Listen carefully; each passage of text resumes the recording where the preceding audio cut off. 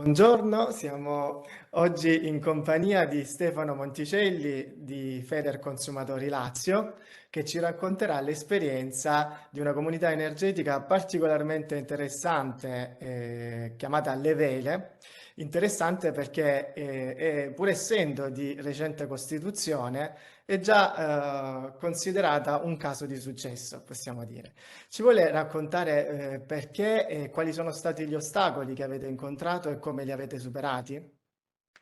Allora, sì, intanto grazie, buongiorno a tutti, grazie per questo invito. E dunque, la comunità energetica alle Vele nasce intorno ad un istituto molto importante a Roma che si chiama Istituto Leonardo Vaccari, che è un ente no profit, diciamo che si occupa, molto specializzato, che si occupa del sostegno, all'educazione, ma anche al sostegno, diciamo, alla salute di bambini gravemente lesi. E naturalmente, diciamo, questo istituto, la necessità di questo istituto parte soprattutto dalla necessità quest'estate di risparmiare sui costi della bolletta, e quindi questa è stata una delle necessità che l'ha spinto, ma devo dire non è stata la necessità principale, perché la sua direttrice, la dottoressa Dandini, in realtà ci ha contattato perché aveva conosciuto la nostra esperienza fatta proprio con l'Università di Camerino sul progetto ECPA, e quindi ci aveva contattato proprio perché voleva mettere in moto diciamo, un processo di innovazione, anche diciamo, di produzione e di consumo di energia su questo istituto, in modo tale da poter non solo, diciamo, rispondere ad una necessità di maggiore autonomia energetica, ma soprattutto di rispondere ad una necessità di risparmiare delle risorse da poter reinvestire dentro l'attività di sostegno alle famiglie e ai bambini diciamo, che seguiva. Quindi c'è stato un insieme di necessità che si sono manifestate e che fatalmente, non tanto dico io, però hanno avuto la loro convergenza appunto su questa nuova esperienza delle comunità energetiche. Per rispondere brevemente alla sua domanda, direi all'inizio la difficoltà che abbiamo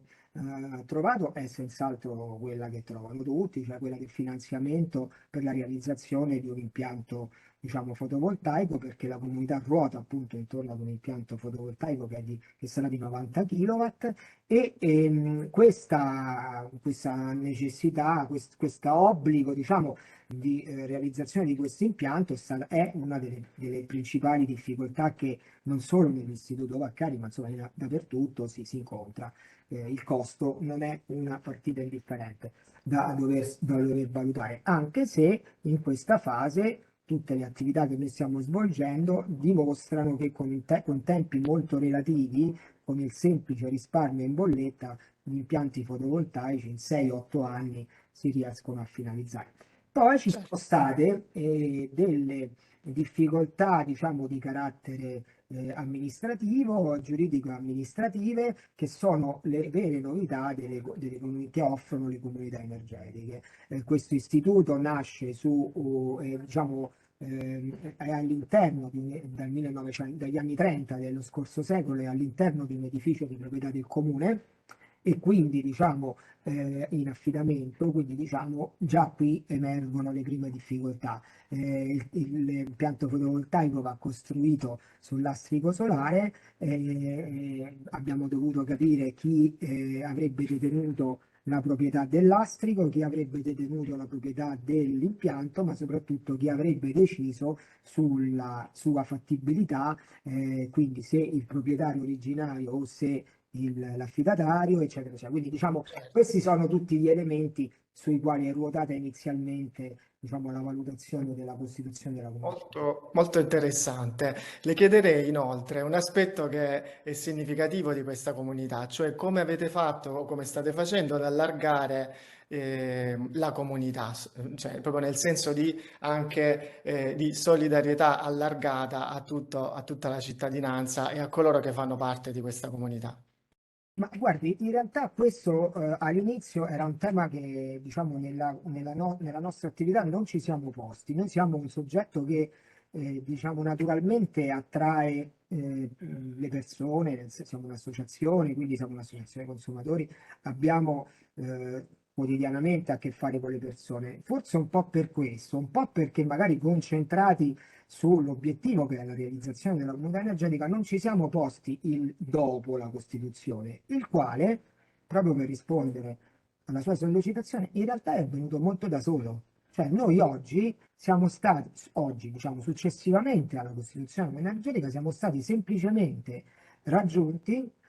direttamente o attraverso l'istituto da cittadini che abitavano lì intorno e che avendo saputo della nascita di questa comunità energetica volevano autonomamente o come condominio, diciamo, partecipare, realizzare, entrare all'interno della comunità energetica o realizzare a loro volta un impianto da collegare a quella comunità energetica. Si immagini che persino una scuola che è, diciamo, il cui edificio praticamente è adiacente all'edificio dell'istituto, ci ha contattato un paio di settimane dopo, avendo aver saputo la notizia, per dire noi vogliamo anche noi entrare dentro la comunità energetica. E anche lì il tema è sempre quello delle difficoltà che ti pone, diciamo, la comunità energetica. Anche lì la scuola, le scuole hanno una particolare condizioni, alcune sono del comune, alcune sono della provincia e quindi anche per far partecipare questa scuola all'istituto, alla comunità energetica